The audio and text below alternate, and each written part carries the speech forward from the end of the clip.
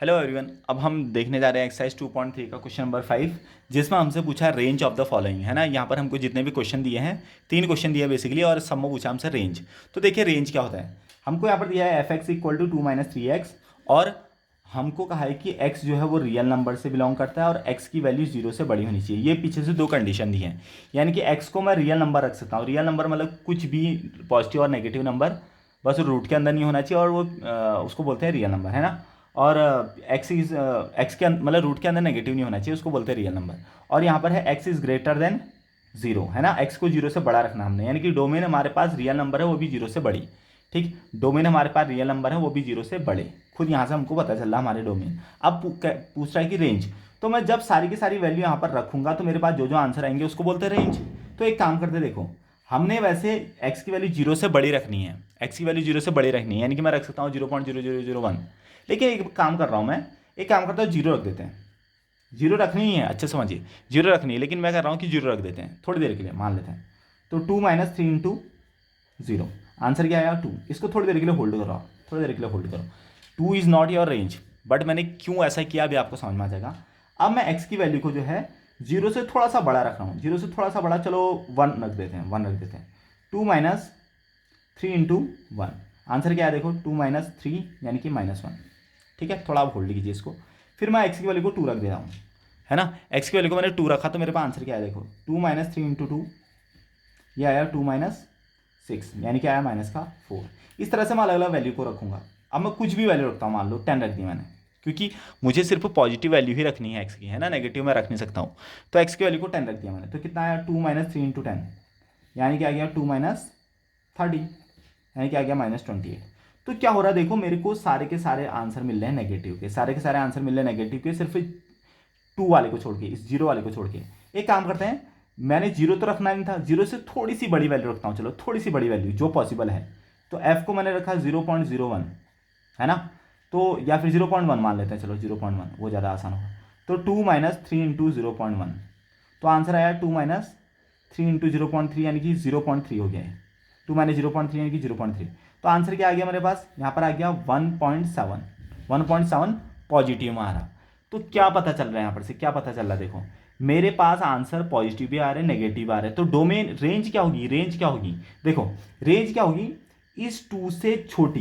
यहाँ पर देखो, अगर मैं नंबर लाइन की बात करूँ तो नंबर लाइन में मैं क्या करूँगा, मेरे पास 1 है, 2 है, 3 है, 0 है, -1 है, -2 है। तो मेरे पास आंसर क्या मिल रहे हैं, 0 रखने पे मुझे 2 मिल रहा है, लेकिन 0 को रखना नहीं है। लेकिन 0 से जस्ट बड़ा नंबर मैं रख सकता हूँ, और जैसे ही मैं 0 से जस्ट बड़ा नंबर रखूंगा तो मुझे 2 से छोटी वैल्यू मिलने लग जाएंगी। 2 तो मिलेगा ही नहीं, 2 नहीं मिलेगा। 2 क्यों नहीं मिलेगा, क्योंकि मैं 0 नहीं रख सकता हूँ। 2 क्यों नहीं मिलेगा, क्योंकि मैं 2 0 को नहीं रख सकता हूँ, लेकिन 0 से जस्ट बड़ा रख सकता हूँ। और 0 से जस्ट जैसे ही बड़ा रखूंगा तो मुझे 2 से छोटी वैल्यू मिलने लग जाएंगी। और कहाँ तक छोटी वैल्यू मिलेंगी, इनफाइनाइट तक। कहाँ तक छोटी वैल्यू मिलेंगी, इनफाइनाइट तक। तो मुझे 2 से छोटी वैल्यू मिलने लग जाएंगी, ये 2 से छोटी वैल्यू, ये देखो 2 से छोटी वैल्यू मिलने लग जाएंगी। तो मेरे पास रेंज कुल मिला के क्या हो जाएगी, रेंज हो जाएगी मेरे पास 2 से छोटी वैल्यू -∞ तक, और -∞ पे कभी भी क्लोज इंटरवल, क्लोज ब्रैकेट आता नहीं है। और 2 अगर यहाँ पर नहीं है तो 2 को हम ओपन ब्रैकेट लगा देंगे। तो इसका मतलब मैंने तुमको पहले बताया हुआ था, इसका मतलब क्या होता है, -2 और इन्फिनिटी के, -∞ के बीच में इनफाइनाइट नंबर्स हैं, बहुत सारे नंबर हैं, और इस वाले में 2 इंक्लूडेड नहीं होता है। 2 से जस्ट छोटी वैल्यू मिल रही है मुझको रेंज में। तो कुल मिला के हमारे पास रेंज आ चुका है 2 से लेकर -∞, वो भी open interval. Okay, so student हम क्या कर सकते हैं, 2 से जैसी मैं बड़ी बड़ी वैल्यू रखते जाऊँ, इसमें 2 से बड़ी वैल्यू को रखते जाऊँ, तो मेरे पास आंसर जो है, 0 से बड़ी वैल्यू जैसे मैं रखते जा रहा हूँ, तो मेरे पास आंसर 2 और 2 से छोटे आते जा रहे हैं, 2 से छोटे आते जा रहे हैं, है ना। 2 नहीं आ पा रहा है, लेकिन 2 से छोटे आ रहे मेरे पास आंसर। आंसर ये भी आ सकता है 1.99999, इस तरह से भी आ सकता है, लेकिन वो 2 तो नहीं है, 2 से जस्ट छोटा है। और 2 से छोटी कहाँ तक की वैल्यू आ रही है, -∞ तक की वैल्यू आ रही है। इसका मतलब हमारे पास रेंज होगी 2 से लेकर -∞, और 2 पे लगेगा ओपन ब्रैकेट, क्योंकि -2 तुम्हारा आंसर नहीं हो सकता है ना। तो शायद आप लोगों को समझ में आ चुका होगा। अब देखते हैं हम अगला क्वेश्चन, देखिए चलिए। सो स्टूडेंट अब देखते हैं यहाँ पर क्वेश्चन नंबर 2 और 5th क्वेश्चन। देखिए क्या कहता है, f(x = x² + 2), x is real number. हमारे पास जो क्वेश्चन है वो है f(x = x² + 2), और x हमारा एक क्या है, रियल नंबर है। तो देखिए यहाँ पर क्या करना पड़ेगा, हमको फिर से रेंज निकालनी है। तो रियल नंबर है, इसका मतलब मैं कुछ भी रख सकता हूँ x की जगह पर, कुछ भी। तो एक काम करते हैं, हम नेगेटिव भी ले लेते हैं, पॉजिटिव भी ले लेते हैं, हमारे पास आंसर क्या क्या आता है चलो देखते हैं।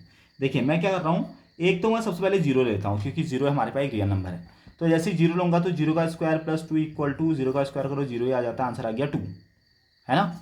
अब मैं क्या कर रहा हूँ, चलो एक माइनस का ले लिया मैंने, माइनस का 1 ले लिया, तो आंसर क्या आ गया देखो, -1 का स्क्वायर प्लस 2, -1 का स्क्वायर किया तो 1 + 2 आंसर आ गया 3, है ना।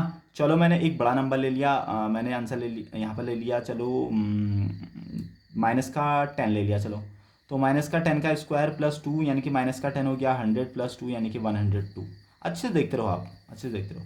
मैंने चलो आप पॉजिटिव वैल्यू लेनी शुरू कर दी, मैंने 1 ले लिया चलो पॉजिटिव का, तो ये आ गया 1 का स्क्वायर 1 + 2 इक्वल टू हमारे पास आंसर आ गया 3, है ना।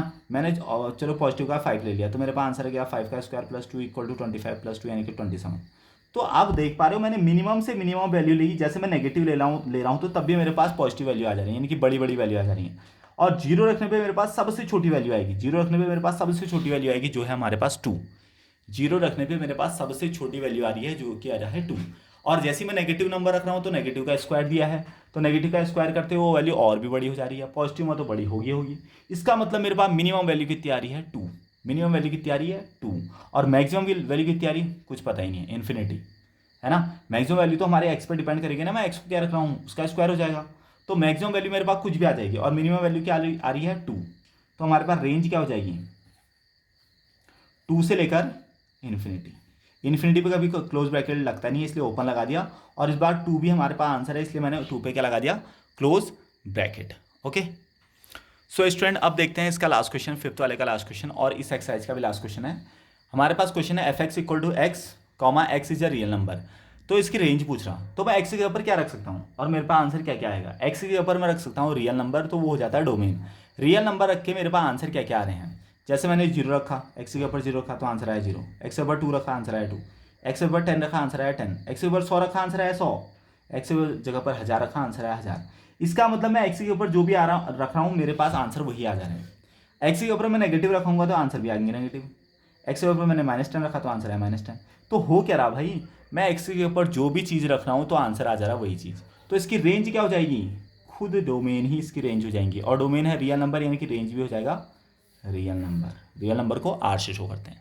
Okay thank you.